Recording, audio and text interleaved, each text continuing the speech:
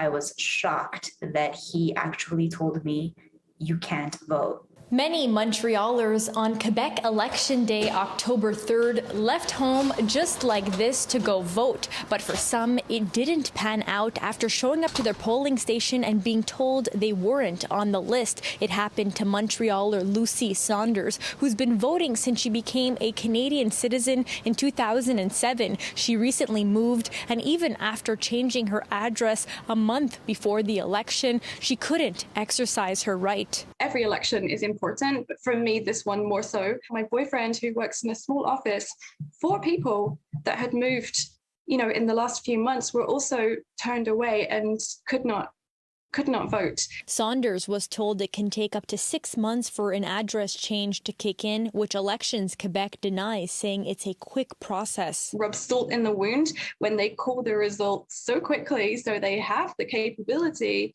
to be able to count these votes, but they deprive us who have recently moved to have our information updated so we can have a say as well. Just because we maybe did our change of address a little too late, again, which was beginning of September, so it shouldn't be, but just because of that, it's enough for us to not be allowed to vote, which we felt was extremely disappointing and just anti-democratic. Jesse Courchaine, frustrated after being denied at a polling station, took to Instagram with his story saying Elections Quebec was of no help and it was actually a political party that stepped in. They could actually direct us to the proper location where we could vote, and then we ended up voting maybe 3-4 minutes before before 8 o'clock. They couldn't find my name or my address on the paper, and they said there was nothing they could do, that my name was not on it, and to go home. Yasmeen Khan from Laval decided to try again later, this time with her voter card, and her name was suddenly found on the list. She says every vote in her riding counted. The difference between the person who won and the runner-up,